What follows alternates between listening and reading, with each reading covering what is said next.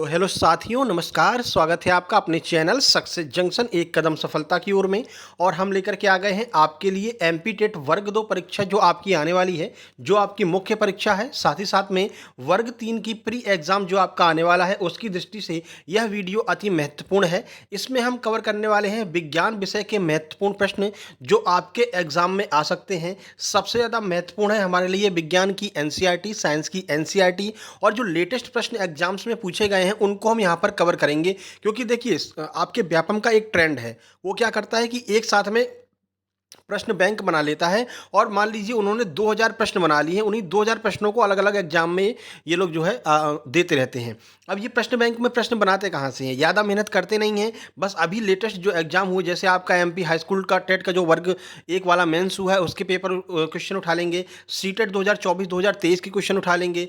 और आपका DSSB का जो एग्जाम हुआ उसके क्वेश्चन उठा लेंगे। बीपीएससी का जो एग्जाम हुआ उसके क्वेश्चन उठा लेंगे। ऐसा करके 2000 क्वेश्चनों का एक पूरा बंच बना लेंगे। फिर वही क्वेश्चन आपके एग्जाम में बार बार रिपीट होते रहेंगे। तो हमने यही प्रयास किया है। लगभग 4 से 5 एग्जाम जो लेटेस्ट हुए हैं, जैसे कि आपका वर्ग 1 का एग्जाम मेंस हो गया, सीटेट 2024 हो गया, DSSB, केवीएस और आपका रीट, इसका जो लेटेस्ट एग्जाम हुए उनके प्रश्नों का हम आपको प्रैक्टिस कराने वाले हैं, जिससे कि आप आसानी से जो आपके एग्जाम में पूछे जाएंगे उन प्रश्नों को आसानी से सॉल्व कर सकेंगे। एकदम लेटेस्ट प्रश्न आपके लिए हम लेकर के आए हैं।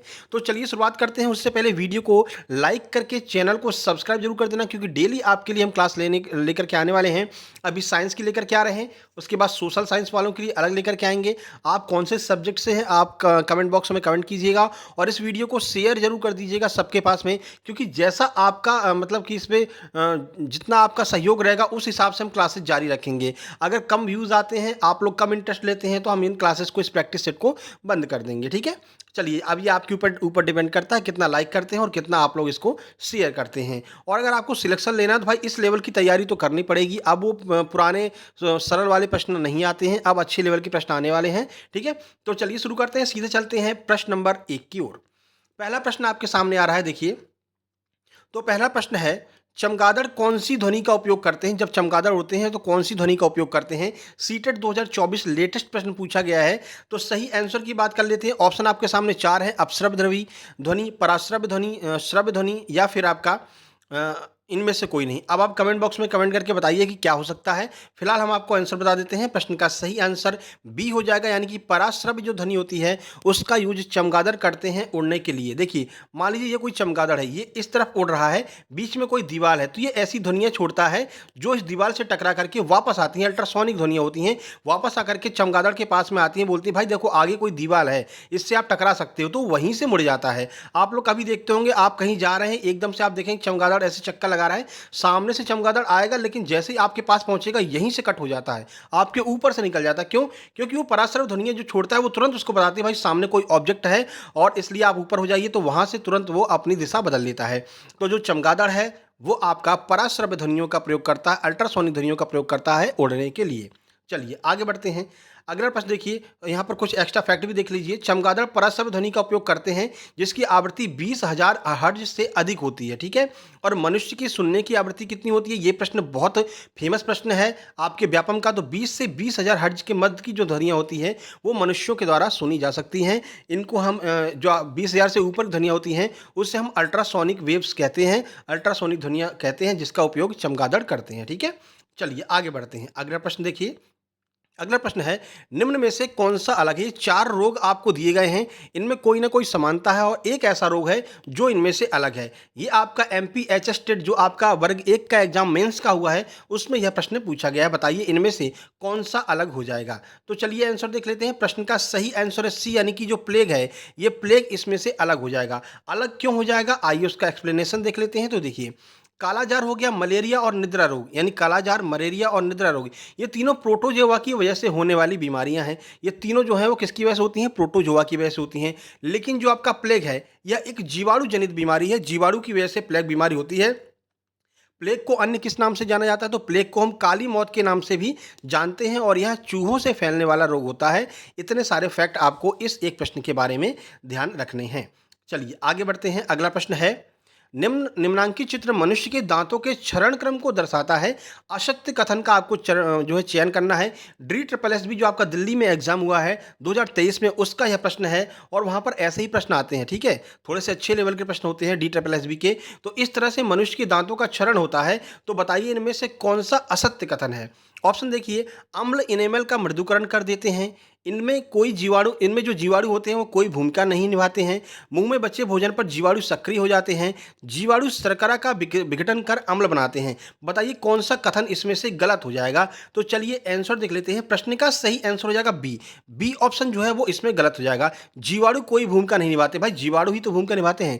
बैक्टीरिया ही तो इन दांतों में लगना शुरू हो जाते हैं, जिसकी वजह से इनका क्षरण शुरू हो जाता है। ठीक है, धीरे धीरे बैक्टीरिया इन दांतों का क्षरण कर देते हैं और बैक्टीरिया की वजह से जो है ये दांत आपके खराब हो जाते हैं। अम्ल इनेमल का मृदुकरण कर देते हैं, बिल्कुल सही बात है। एसिडिक आपका मुंह अगर एसिडिक हो जाता है तो जो इनेमल होता है वो इनेमल का जो है क्षरण शुरू हो जाता है। इनेमल जो है मतलब एक तरह से समाप्त होना शुरू हो जाता है। मुंह में बचे भोजन पर जीवाणु सक्रिय हो जाते हैं, बिल्कुल सही बात है। तभी तो आप लोग रात में सोने से पहले ब्रश करते हैं, जिससे अगर मुंह में कोई भोजन बचा हुआ है तो जो बैक्टीरिया है वो ना फैलें।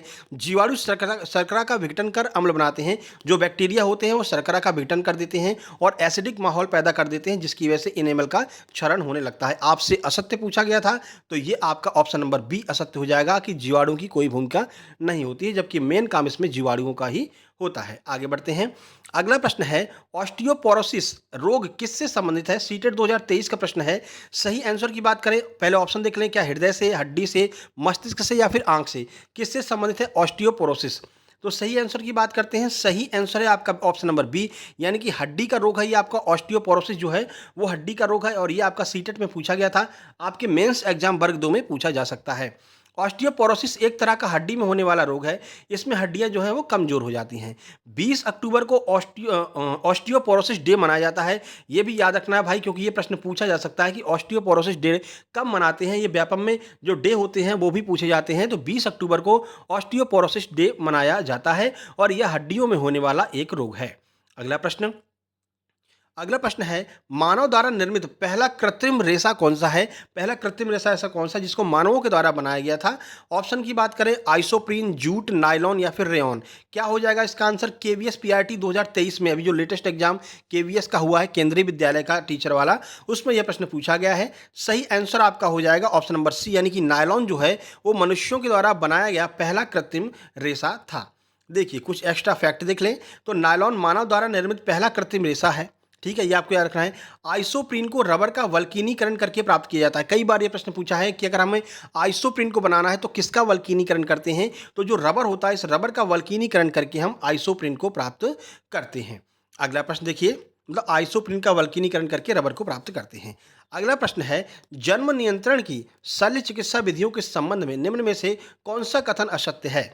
बीपीएससी 628 2024 जो अभी प्रश्न हुआ, अभी पेपर हुआ आपका लगभग 12-15 दिन पहले, वो प्रश्न हम आपके लिए लेकर के आ गए हैं। बीपीएससी का एग्जाम जो है अभी लेटेस्ट में हुआ है, बिहार वाला। ठीक है, बिहार टीआरई का। तो वहाँ से ये प्रश्न पूछा गया था कि जन्म नियंत्रण की शल्य क्रिया जो होती है, निम्नलिखित में से कौन सा कथन इसमें असत्य पूछा गया। एक बार आप देख लीजिए सत्य पूछा या फिर असत्य पूछा है। तो असत्य आपसे पूछा है। ऑप्शन देखें, यह अधिक प्रभावी विधियां नहीं है। ऑप्शन नंबर बी, पुरुषों में शुक्रवाहिनियों को, महिलाओं में अंडवाहिनियों को अवरुद्ध कर दिया जाता है। ऑप्शन सी है, इन्हें बंधकरण प्रक्रिया भी कहा जाता है। ऑप्शन नंबर डी है, ये युग्मक परिवहन को अवरुद्ध करते हैं और निषेचन को रोकते हैं।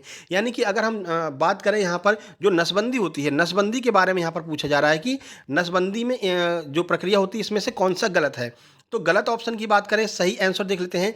तो सही आंसर ये हो जाएगा, यानी कि यह अधिक प्रभावी विधियां नहीं है। ये बिल्कुल गलत है। ये बहुत प्रभावी विधियां हैं, तभी सरकार इसको बढ़ावा देती है कि नसबंदी कराना चाहिए, क्योंकि जन्म नियंत्रण के लिए नसबंदी आवश्यक है।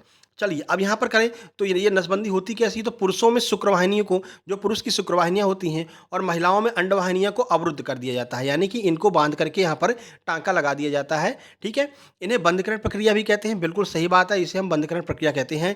ये युग्मनक परिवहन को अवरुद्ध कर देते हैं। अब यहाँ से जो युग्मनक आएंगे, यहाँ पर बंद है तो ये परिवहन अवरुद्ध हो जाएगा, जिससे कि आगे जन्म नियंत्रण, मतलब कि बच्चे का जन्म नहीं होगा, क्योंकि ये युग्मनक अपना काम कर ही नहीं पाएंगे, यहाँ से आगे नहीं बढ़ पाएंगे। ठीक है, तो ये अधिक प्रभावी विधियां नहीं है। ये ऑप्शन गलत हो जाएगा और गलत ही आपसे पूछा गया है। अगला प्रश्न देखिए, इनमें से कौन सा साइक्लोहेक्सेन का सूत्र है? सीटेट 2024 में सिंपल सा यह प्रश्न पूछा गया है, तो ये आपका फैक्ट वाला प्रश्न है। सही आंसर हो जाएगा आपका C6H12 जो है वो साइक्लोहेक्सेन का सूत्र है और बड़ा फेमस प्रश्न है, ये प्रश्न पूछा जाता है आपके एग्जाम में। ठीक है, कुछ एक्स्ट्रा फैक्ट देख लेते हैं। एल्किन की बात करें, एल्किन का सूत्र होता है CnH2n, ये एल्किन का हो जाएगा। एल्केन का हो जाएगा CnH2n+2 एल्केन का।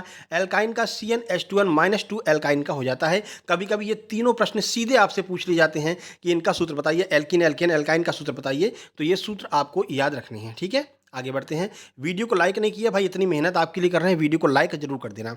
इनमें से कौन सा जीव परजीवी पोषक युक्ति को दर्शाता है? बताइए कौन सा परजीवी है, सीधे सीधे आपसे पूछा है। बीपीएससी 2024 में जो लेटेस्ट एग्जाम हुआ है 9 to 10 वाला, उसमें ये प्रश्न पूछा गया है। अमरबेल, यीस्ट, अमीबा, मशरूम, कौन सा इनमें से परजीवी है? चलिए आंसर देखते हैं। प्रश्न का सही आंसर ऑप्शन नंबर ए हो जाएगा। अमरबेल जो है वो एक परजीवी पोषक युक्ति को दर्शाता है। आप देखते भी हैं बहुत सारे पेड़ों के ऊपर में आपको अमरबेल देखने को मिल जाती है। जैसे ये आपका पेड़ है, ड्राइंग ज़्यादा अच्छी नहीं फिर भी देख लेना, तो यहाँ पर आपको अमरबेल लिपटी हुई दिख जाती है। क्यों? क्योंकि ये इसी पेड़ से भोजन प्राप्त करती है, यानी कि क्योंकि यह दूसरों के ऊपर आश्रित है, इसलिए हम इसे परजीवी पोषक जो युक्ति वाली कहते हैं। देखिए, अमरबेल दूसरे अन्य पौधों से अपना भोजन प्राप्त करती है, इसलिए यह परजीवी पोषक युक्ति को दर्शाती है। अगला प्रश्न देखिए, यदि 6 ओम, 9 ओम और 6 ओम के प्रतिरोध समांतर क्रम में संयोजित होते हैं तो परिणामी प्रतिरोध क्या होगा? यह आपसे पूछा है। एमपी टेट वर्ग 1 का जो मेंस एग्जाम हुआ है उसमें यह प्रश्न पूछा गया। डेरिवेशन वाला प्रश्न है लेकिन सिंपल प्रश्न है। बताइए, अब देखिए, अगर आप इसको समांतर क्रम में और श्रेणी क्रम में कैसे कैसे जोड़ते हैं वो आपको बता दें, तो सही आंसर आपका ऑप्शन नंबर सी हो जाएगा। 2.25 ओम इसका बिल्कुल सही आंसर हो जाएगा। ठीक है, सूत्र की बात कर लें, अगर आपको समांतर क्रम में जोड़ना है तो 1/R1 + 1/R2 + 1/R3 करके जोड़ेंगे। श्रेणी क्रम में जोड़ना है तो R1 R2 R3 सीधे सीधे जोड़ देंगे। हमसे समांतर क्रम में बोला है तो 1/6 + 1/9 + 1/6। ठीक है, सॉल्व कर लीजिए। एलसीएम 18, 3, 2, 3, 3 3 6 2 8, 8/18 इसका जो है आंसर हो जाएगा। जब इसका काटा पीटी करेंगे तो 2.25 इसका बिल्कुल सही आंसर आएगा। आप 18 में 8 का भाग दे करके देख लीजिए, आपको आंसर मिल जाएगा। ठीक है, चलिए आगे बढ़ते हैं। अगला प्रश्न है, कौन सा तत्व तांबे से अधिक अपक्रियाशील नहीं है? एक बार फिर ध्यान देना, यहाँ पर नहीं ऑप्शन पर जरूर ध्यान देना है। कौन सा तांबे से अधिक अपक्रियाशील नहीं है? सीटेट 2023 में यह प्रश्न पूछा गया है। तो चलिए आंसर देख लेते हैं। सही आंसर आपका ऑप्शन नंबर ए हो जाएगा। जो चांदी एजी जो होती है वो आपका तांबे से अधिक अपक्रियाशील नहीं होती है। जबकि अगर हम आयरन की बात करें, एफी, एफी माने आयरन, जो आयरन आपका होता है, देखते हैं बहुत जल्दी जो आपके घरों के गाटर होते हैं उन गाटरों में बहुत जल्दी जो है आपका जंग लग जाता है। क्यों ये जंग इसलिए लग जाता है? क्योंकि ये बहुत अब जल्दी मतलब अपक्रिया कर लेता है वायु और जल से, जिसकी वजह से जंग लग जाता है, तो बहुत तेजी से अपक्रिया करता है। वहीं जिंक की बात करें तो ये भी अपक्रिया कर लेता है और लेड जो है ये भी अपक्रिया कर लेता है। लेकिन चांदी जो है बहुत कम अपक्रियाशील होती है, जल्दी अपक्रिया नहीं करती है। आप अपने पैरों में जो पायल पहनी होंगी वो जब हरे रंग का हो जाता है तो समझ लीजिए चांदी खराब हो रही है। लेकिन इतनी जल्दी हरे रंग का ये नहीं होता, क्योंकि बहुत कम अपक्रियाशील होता है, जल्दी अपक्रिया नहीं करता है। इसलिए चांदी और सोना जो है वो, सोना तो लगभग मतलब क्षरण होता ही नहीं है, लेकिन चांदी का थोड़ा बहुत क्षरण होता है, लेकिन बहुत लेट क्षरण होता है। ठीक है, जबकि तांबा बहुत जल्दी आपका हरा पड़ जाता है। ठीक है, और ये आयरन, जिंक और लेड ये बहुत जल्दी जो है अपक्रिया कर लेते हैं। अगला प्रश्न देखिए, आहार नाल में भोजन की गति शरीर की चिकनी पेशियों के द्वारा होती है। इसमें से किस विकल्प में शामिल सभी अंगों में चिकनी पेशियां होती हैं? किसमें चिकनी पेशियां उपस्थित होती हैं सभी अंगों में? एमपी एचएसटेड मेंस का एग्जाम है, यानी वर्ग 1 मेंस का यह एग्जाम का प्रश्न पूछा गया है। तो ऑप्शन देख लें, अस्थियां, मूत्रवाहिनी, फेफड़ों की श्वसनियां, हृदय, आंख। अब ये पूरे ऑप्शन पढ़ने की जरूरत नहीं है, सीधे आंसर की ओर अपन चलते हैं, फिर आपको समझाते हैं। सही आंसर ऑप्शन नंबर सी हो जाएगा, यानी कि आंख की आइरिस, फेफड़े की श्वसनियां और मूत्रवाहिनियां, इन तीनों में चिकनी पेशियां होती हैं, यानी कि चिकनी मांसपेशियां होती हैं। आंख भी आपकी कोमल होती है, आप देखते हैं आंखों में मतलब गीला गीला सा बना रहता है, क्योंकि इसमें चिकनी मांसपेशियां होती है। ठीक है, फेफड़ों की ये श्वसनियां होती हैं, फेफड़ों में जिसकी मदद से वायु प्रवेश करती है, इसमें भी चिकनी पेशियां होती हैं। जो मूत्रवाहिनी होती है इसमें भी चिकनी पेशियां होती हैं। ठीक है, अगला देखते हैं। अगला प्रश्न है, सीटेट 2023 में पूछा गया, निम्नलिखित में से कौन सी गतिविधि पर्यावरण के लिए अनुकूल है, यानी कि पर्यावरण के लिए फायदेमंद है? बिजली उत्पादन के लिए सौर ऊर्जा का उपयोग, गगनचुंबी इमारतों का निर्माण, एसी और कूलर का उपयोग, खरीदारी के लिए पॉलीथीन का उपयोग। अब यहाँ पर आप देखकर ही बता सकते हैं, पर्यावरण का यह प्रश्न है, सीटेट 2023 प्राइमरी एग्जाम में यह पूछा गया है। चलिए आंसर देख लें। प्रश्न का सही आंसर ऑप्शन नंबर ए हो जाएगा, यानी कि बिजली के उत्पादन के लिए सौर ऊर्जा का उपयोग कीजिए, ये सबसे अच्छा आपका आंसर हो जाएगा। गगनचुंबी इमारतों का निर्माण करने से पर्यावरण को नुकसान पहुंचता है, सही बात है। एसी और कूलर का निर्माण करते हैं तो सीएफसी क्लोरोफ्लोरोकार्बन निकलती है, जिसकी वजह से पर्यावरण को नुकसान होता है। खरीदारी के लिए पॉलीथीन का उपयोग करते हैं, पॉलीथीन कभी समाप्त नहीं होती है, गलती नहीं है, जलाने पर वायु में प्रदूषण होता है। अगर आप दबा देंगे जमीन में तो जमीन की उर्वरा क्षमता खत्म हो जाती है, तो ये भी पर्यावरण के लिए उपयोगी नहीं। ये तीनों ऑप्शन गलत हो जाएंगे। ऑप्शन नंबर 1 आपका बिल्कुल सही हो जाएगा। बिजली उत्पादन के लिए सौर ऊर्जा का उपयोग करना सबसे अच्छा जो है पर्यावरण के लिए अनुकूल कार्य होगा। अगला प्रश्न, धारावाही चालक के चारों ओर चुंबकीय क्षेत्र, यानी कि कोई ये आपका चालक है, इस चालक के चारों ओर जो है ये चुंबकीय क्षेत्र है, ठीक है, धारावाही चालक के चारों ओर। अब इसमें पूछ रहे हैं कि क्या होगा आगे। दूरी में किसी भी परिवर्तन से अप्रभावित रहता है, दूरी में परिवर्तन के साथ घटता जाता है, दूरी में वृद्धि के साथ बढ़ता जाता है, या फिर स्थिर रहता है। क्या ऑप्शन सही होगा। DSSB Delhi service selection board का जो एग्जाम होता है 2024 वाला लेटेस्ट, उसमें यह प्रश्न पूछा गया है। सही आंसर आपका ऑप्शन नंबर बी हो जाएगा, दूरी में वृद्धि के साथ में घटता रहता है। मान लीजिए कि ये आपका कोई लोहा है, ठीक है, और ये आप चुंबक ले जा रहे हैं इसके पास में, जितना नज़दीक जाएंगे तुरंत ये चिपक जाएगा, ठीक है, और जितना इसको दूर लेते जाएंगे तो इसका जो चुंबकीय क्षेत्र है वो कम होता चला जाएगा, उसकी जो मतलब कि रेंज है वो कम होती चली जाएगी। अगर आप चाहेंगे कि दूर से चुंबक चिपक ले तो बिल्कुल नहीं चिपकेगी, क्योंकि इसका चुंबकीय क्षेत्र दूर हो गया है, और जो है चुंबकीय क्षेत्र वृद्धि के साथ में चुंबकीय क्षेत्र घटता जाता है, अपने ओर आकर्षण करने की क्षमता इसकी घटती जाती है, जिसकी वजह से ऑप्शन नंबर बी आपका बिल्कुल सही हो जाएगा। अगला प्रश्न देखते हैं, चलिए वीडियो को लाइक जरूर कर देना भाई, बार बार बस आपसे यही निवेदन करते हैं। अगला प्रश्न है, यदि वस्तु का वेग 1/4 हो तो गतिज ऊर्जा कितनी हो जाएगी। ये कई बार पूछा गया। 1/2 कर दें तो क्या होगा, 1/4 कर दें तो क्या होगा, गतिज ऊर्जा में क्या परिवर्तन होगा। ये आपका वर्ग 1 मेंस में पूछा गया है। प्रश्न का सही आंसर आपका ऑप्शन नंबर बी यानी कि 1/16 हो जाएगा। काइनेटिक एनर्जी का सूत्र आप जानते ही हैं, काइनेटिक एनर्जी का सूत्र होता है 1/2 mv²। ये द्रव्यमान से कोई बात नहीं कह रहा, द्रव्यमान से इसको कोई मतलब नहीं है, वो सिर्फ यह कह रहा है कि अगर वेग है उस वेग को अगर हम 1/4 कर दें तो क्या होगा। तो द्रव्यमान को हमें टच नहीं करना है, काइनेटिक एनर्जी बराबर 1/2 m, इसको हमें टच ही नहीं करना है। जो आपका v² है इसको बोल रहे हैं कि 1/4, आपका v का मान पहले 1 था, अब 1/4 हो जाएगा, तो 1/4 का स्क्वायर कर देंगे तो ये क्या हो जाएगा 1/4 यानी 1 का स्क्वायर 1 और 4 का स्क्वायर 16, ठीक है। तो 1/16 गुना ये हो जाएगा काइनेटिक एनर्जी। काइनेटिक एनर्जी आपकी 1/16 गुना हो जाएगी, यानी वस्तु का वेग 1/4 हो तो गतिज ऊर्जा कितनी हो जाएगी, 1/16 हो जाएगी। अगर आधा आपसे पूछा जाता है तो आधे के लिए 1/2 का स्क्वायर कर देंगे तो आपका कितनी हो जाएगी, 1/4 हो जाएगी। अगर आधा करते हैं तो 1/4, अगर 1/4 करते हैं तो 1/16 हो जाएगी। स्क्वायर होता चला जाएगा, काइनेटिक एनर्जी चेंज होती चली जाएगी। चलिए अगला प्रश्न देखते हैं, निम्नलिखित में से कौन सा गुणधर्म आवर्त सारणी में तत्वों की स्थिति के अधीन नहीं होता है, यानी कि आवर्त सारणी में तत्वों की स्थिति का प्रभाव इनमें से किस पर नहीं पड़ता है। संयोजकता पर, तत्वों के रंग पर, परमाणु आकार पर, बाह्यतम कोश में मौजूद इलेक्ट्रॉन पर। तो चलिए आंसर देख लेते हैं। BPSC 2024 Bihar public service commission आपका टीआरई जो एग्जाम हुआ टीचर वाला अभी लेटेस्ट का, उसका प्रश्न है। सही आंसर ऑप्शन नंबर बी हो जाएगा, यानी तत्वों के रंगों पर कोई परिवर्तन नहीं पड़ता है, चाहे वो किसी भी आपके उसमें वर्ग में आ जाए, ठीक है, कितना भी दूर चला जाए, इसके रंग पर कोई परिवर्तन नहीं होगा। जैसा रंग अभी है वैसा रंग पहले बाद में भी रहेगा, ठीक है। तो रंग पर कोई परिवर्तन नहीं होता है, जबकि उसकी संयोजकता घटती बढ़ती जाती है, ऊपर से नीचे की ओर चलेंगे संयोजकता बदलेगी, दाएं से बाएं चलेंगे संयोजकता बदलेगी, परमाणु आकार घटेगा बढ़ेगा, ठीक है, और बाह्यतम कोश में जो मौजूद इलेक्ट्रॉन है वो कम ज़्यादा होंगे, लेकिन रंग जो है वो वैसे का वैसा ही रहेगा, यानी रंग पर कोई परिवर्तन नहीं पड़ने वाला है, ठीक है। तो ये आपके आज के लगभग 15 प्रश्नों को हमने करवा दिया। ये आपकी डेमो क्लास थी। अब जैसा आपका रिस्पांस रहेगा उस तरह से ये क्लासेज कंटिन्यू चलती रहेगी। जितना आप इसको शेयर करेंगे, जितना अपने दोस्तों के पास भेजेंगे, जितना व्हाट्सएप ग्रुप टेलीग्राम ग्रुप में इसको शेयर करेंगे, उतना अच्छा इस पर रिस्पॉन्स आएगा, उतना अच्छा व्यूज़ आएंगे, लाइक आएंगे, कमेंट आएंगे। तो हम इस क्लास को कंटिन्यू रखेंगे आपके एग्जाम तक, और ये गारंटी है कि इससे बाहर एक भी प्रश्न नहीं जाएगा, क्योंकि हम पूरा एनसीईआरटी एग्जाम्पलर और एनसीईआरटी के जितने भी लेटेस्ट एग्जाम हुए हैं, क्योंकि आपको पता है आपका चाहे वो सीटेट हो, ठीक है, सीटेट हो, चाहे वो आपका बीपीएससी हो, ठीक है, बीपीएससी हो, आपका केवीएस पीआरटी हो, केवीएस हो, DSSB हो, एमपीटेट हो, इन सब में आपका एनसीईआरटी को ही फोकस करके प्रश्न बनाए जाते हैं। तो एनसीईआरटी हमारी इन प्रश्नों की मदद से कवर हो जाएगी। बाकी नोट्स हम अपने टेलीग्राम चैनल पर डालते रहते हैं। टेलीग्राम चैनल की लिंक डिस्क्रिप्शन बॉक्स में दी गई है, उसको ज्वाइन कर लीजिए। इस वीडियो के 24 घंटे बाद आपको इसकी पीडीएफ टेलीग्राम चैनल पर मिल जाएगी। सक्सेस जंक्शन के नाम से टेलीग्राम चैनल है, आप सर्च करेंगे तो आपको टेलीग्राम पर मिल जाएगा इसी लोगों के साथ में, तो उसको आप लोग ज्वाइन कर लेना। एक हमारा लाइव डिस्कशन ग्रुप है सक्सेस जंक्शन लाइव नाम से, वहाँ पर आप अपने प्रश्नों को पूछ सकते हैं, कोई दिक्कत हो तो पूछ सकते हैं, उसकी भी लिंक डिस्क्रिप्शन बॉक्स में दी गई है। टेलीग्राम सक्सेस जंक्शन लाइव के नाम से वह चैनल आपको वहाँ पर मिल जाएगा, ठीक है। तो चलते हैं चलिए मिलते हैं किसी नई वीडियो में, नए अपडेट के साथ में। साथ ही साथ में सोशल साइंस वालों की क्लास जो है, अगली क्लास सोशल साइंस वालों की होगी, उसके बाद में फिर से साइंस की क्लास आएगी, फिर हिंदी, फिर इंग्लिश, मैथ, एनसीईआरटी को कवर करते हुए हम आपकी फ्री ऑफ कॉस्ट क्लासेस शुरू कर चुके हैं। बस आपके सहयोग की आवश्यकता है, जितना आपका सहयोग रहेगा उतना हमारा मेहनत बढ़ती चली जाएगी। तो चलिए मिलते हैं किसी नई वीडियो में, तब तक के लिए नमस्कार, धन्यवाद।